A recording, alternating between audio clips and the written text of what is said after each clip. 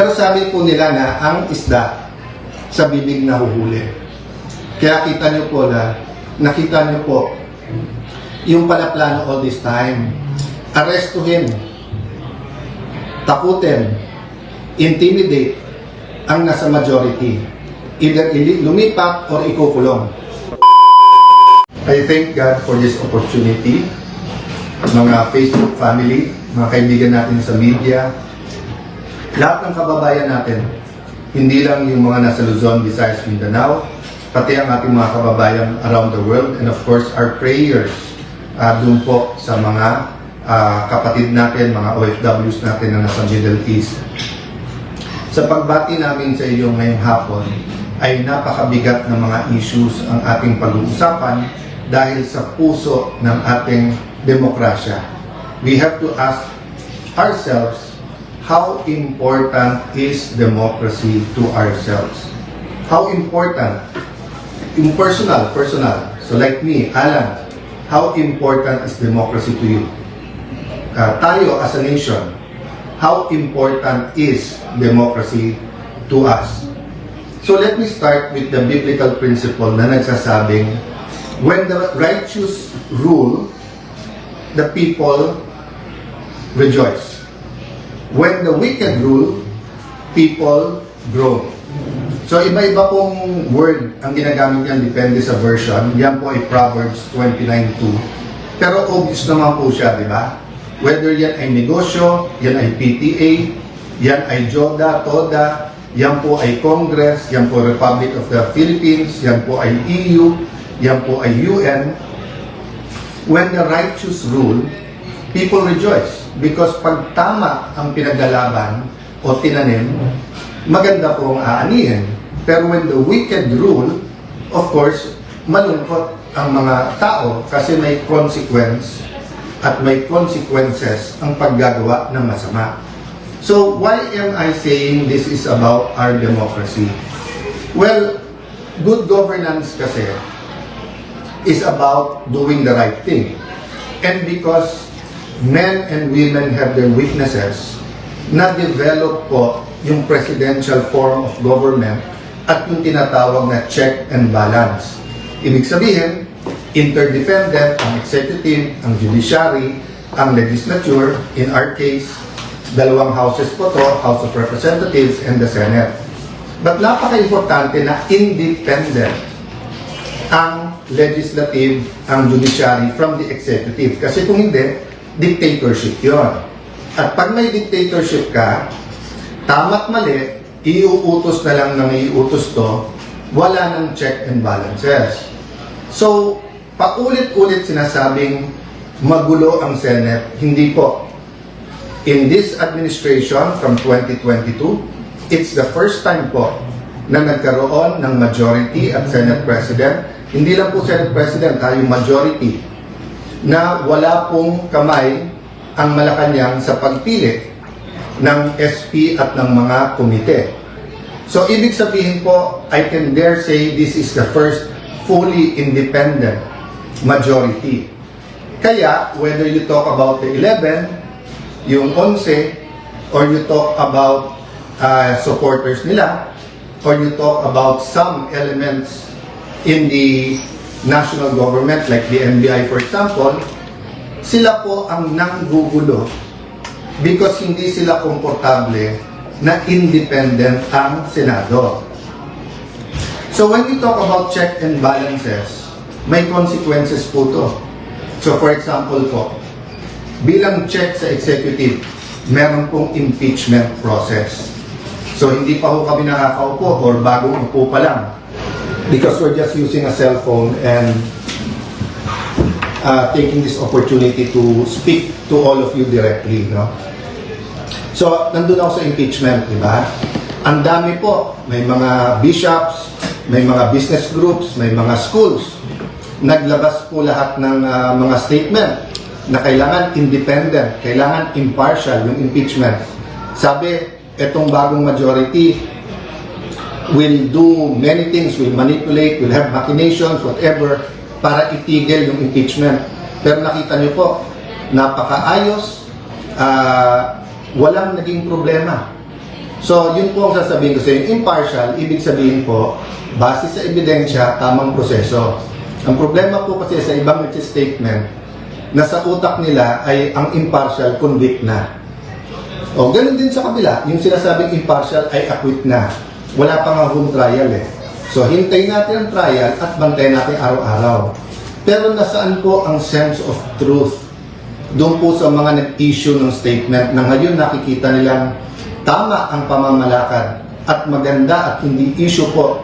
Maganda po ang takbo tungo doon sa impeachment. Maganda ang schedule. Wala hong nag-statement na mali pala yung una nilang statement. Okay lang po yun. That's your right. Ang sinasabi ko lang po kung anong itatanim nyo, lalo po yung mga namumuno ng mga eskwelahan, binabantayan kayo, gagayahin kayo ng mga bata. So dapat, pag tayo gumawa ng statement with integrity, with truth. Ganon din po, yung events na nangyari po noong Tuesday. Let me clarify hindi pa namin pinagbobotohan yung amendment sa rule na papayag po sa teleconferencing or online na pagboboto. Wala pa ho kami doon. Ang pinagbobotohan pa lang ho, whether or not pag-uusapan ito. So, again, to the heart of democracy, is there anything wrong with talking about changing the rules? We're not proposing murder. We're not proposing abortion na mga per se mali na dapat hindi pag-usapan kasi ayon sa konstitusyon natin mali. Ang pinag-uusapan po natin kung sa mga panahon na ngayon, given the threat sa Senate, given the different attacks on the Senate, given the different attacks on individual members of the Senate, yung experience po namin nung minority pa kami kung paano pigilan na magbuo ng majority. Yung mga threats na tanggap namin. I'll go to that later. And in the next few days, option po ng ibang mga senador yon maglabas ng ebidensya sa mga pananakot na ginawa para hindi namin mabuo yung independent na Senado.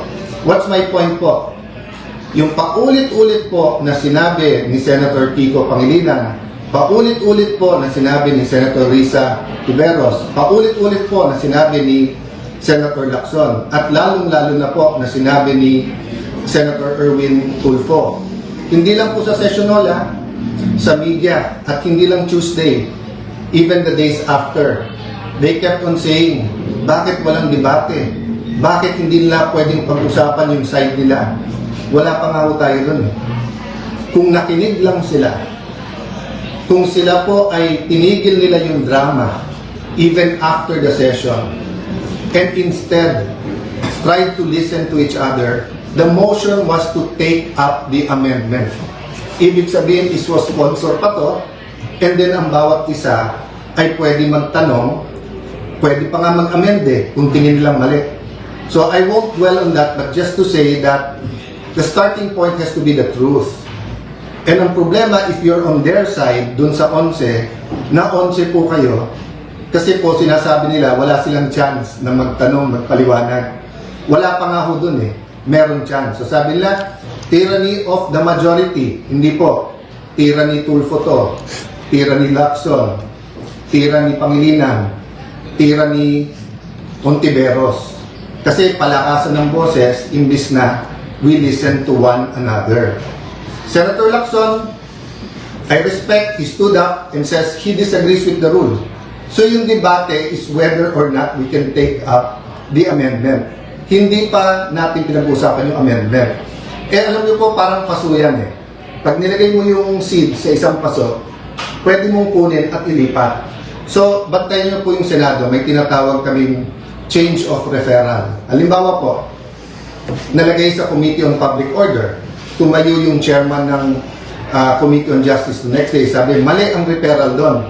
Kunin mo muna at ilipat dito. So, ganun po nangyari. Yung proposal ni Senator Marcoleta nandun po sa Committee on Rules at ang motion po ng acting majority leader is kunin at pag-usapan sa floor. Hindi pa po pinag-uusapan yung merits or kung may masama o mabuti sa puntong yun. Pero sabi po nila na ang isda sa bibig nahuhuli. Kaya kita nyo po na nakita nyo po Yung pala plano all this time, arrestuhin, takutin, intimidate ang nasa majority. Either lumipat or ikukulong. So as I said, at the proper time, evidence will come out. I won't go to the merits, demerits. Wala kaming problema na kasuhan. Wala kaming problema na sa korte patunayan kung sila ay guilty o hindi. Ang problema po namin, yung gagamitin yung threat na pag lumipat ka dito, wala ka ng kaso. Pag diyan ka, tutuluyan ka namin. Wala pa nga yung impeachment, ganyan na ang usapan. Ano pa kaya? So again I've communicated this behind closed doors. I've communicated this in rooms like this with the majority, minority. I've communicated it through the social media. I've communicated this with the traditional media. Hindi kami nandito para makipag-confrontation. Hindi kami dito para magbangayan araw-araw. Inayos namin yung impeachment. Kasabay ng impeachment po, inayos namin na may legislative calendar pa rin. Meron pa rin hong pag-aayos. Bakit po? I'll talk about that maybe over the weekend. Yung pong, hindi ang numbers kasi natin, parati tayo nako-confine sa 13-11, sa 12-11, diba, sa 6-7, kung ano-ano ng numbers Ang importanteng numbers, inflation. Ang importanteng numbers, GNP, GDP. Ang importanteng numbers, productivity ng ating mga magsasaka. Ang importanteng numbers, yung dropout sa eskwelahan. Yung pagtaas ng kaso ng AIDS. Pagtaas ng teenage pregnancy. Ang dami natin kailangang pag-usapan na priorities. So, tatlo ibabalanse po natin. Yung economic crisis, where we have to talk about the quality of life. And when we talk about the quality of life, we have to talk about security. We also have to talk about drugs. When we talk about quality of life, we have to talk about education, health, jobs. Kung sapat yung kita sa taas ng mga presyo at kung may trabaho pa rin ang tao. Yung second, yung impeachment, which will start in early July. But third, is the corruption issues katulad ng flood control. So we finished a caucus over lunch and we agreed, subject to some minor discussion pa among our chairpersons and the paperwork, that a subcommittee will be formed sa flood control and Senator Marcoleta will issue the notices on Monday para ituloy na sa Thursday yung flood control scam hearings. It will be impartial and we want the whole truth and not only some truth or some true, some not true to come out. Kung makikita nyo, may conflict na kagad. Sabi ng ombudsman, meron mastermind. Sabi ni Senator Lacson, walang mastermind. Sabi ni Senator Lacson, ito yung mga dapat hindi imbitahin. Sabi naman ni Senator Marcoleta, ito dapat imbitahin. So I'm inviting the whole public, bantayan nyo Senado, in the same manner that we are on trial when we have the impeachment. We also have to hold everyone accountable pagdating dito sa flood control. Which goes to my second point. The Committee on Public Order, doon po na-assign yung May 11 events that for us led to the May 13. And ngayon, kung sino-sino nag-iimbestiga, sabay-sabay po ngayon nag-iimbestiga, nagsistatement sa Senate. DOJ, NBI, CIDG, may PNP, may CIDG, hiwalay pa sa spokesperson ng PNP, meron pang so Ombudsman, NBI, DOJ, PNP, CIDG, DILG. Agad-agad pumayag kami sa joint with the DILG at PNP, but at one point, sila na lang.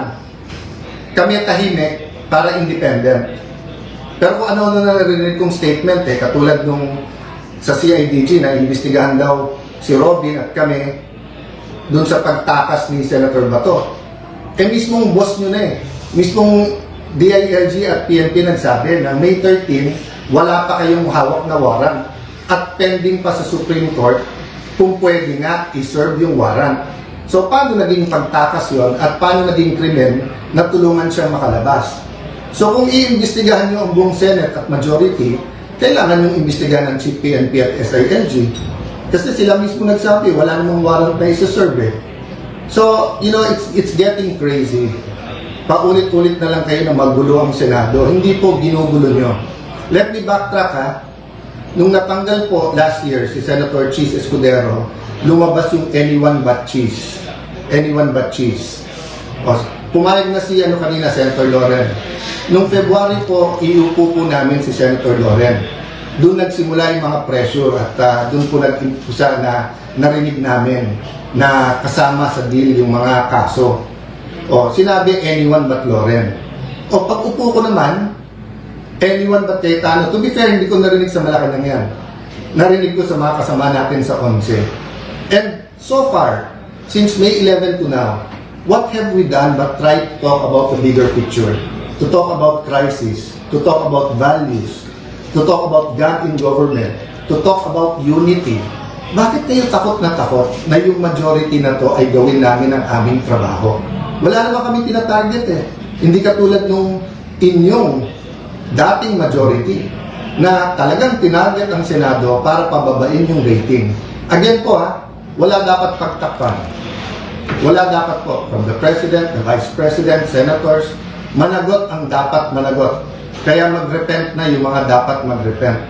Pero sobra po naman ata na lahat na ng sisi binibintang sa ilang tao o ilang partido lang. Bakit po ba?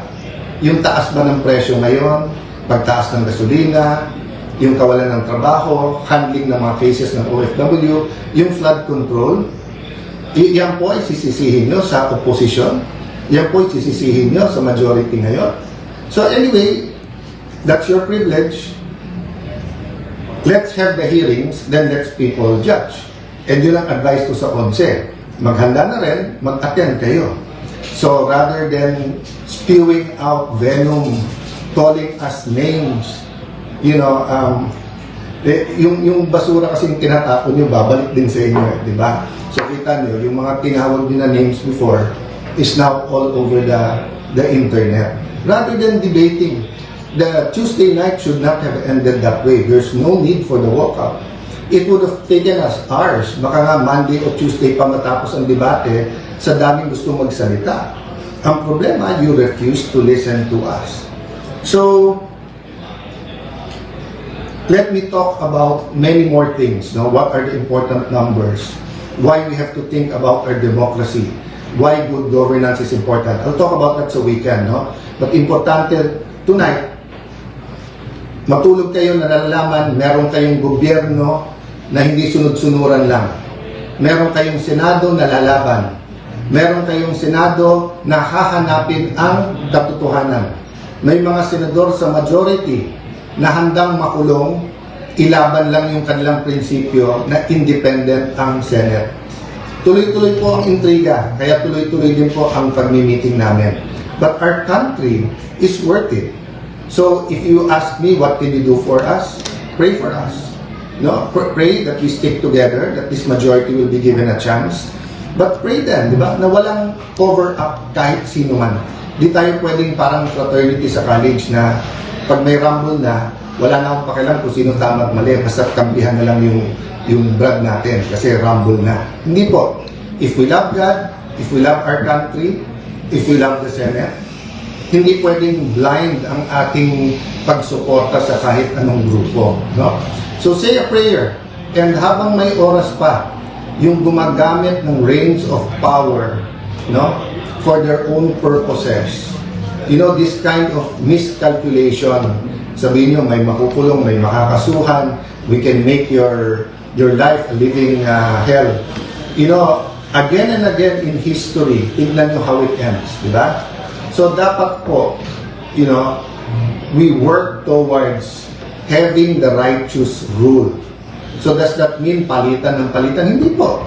Pray for those who nakaupo. Kasi kahit naman po yung apostles, di ba? Si Apostle Paul was killing Christians. Nagamit ni Lord. Oh, so ang dami-dami pong example kung saan ang tao na hindi righteous ay pwedeng maging righteous by simply repenting, asking God for revival, restoration, asking God na malinaw kung ano tama at mali. Let me end on a positive note. were willing to work with the 11. Sila lang naman nagsasabi na this will not work unless tanggalin nyo si Cayetano. Kung ako lang problema, no problem. Ang problema, pangatlo na ako eh. Anyone but Escudero, anyone but Legarda, ngayon anyone but Cayetano. So sinong susunod? Basta't hindi sunod-sunuran sa inyo at sa agenda nyo.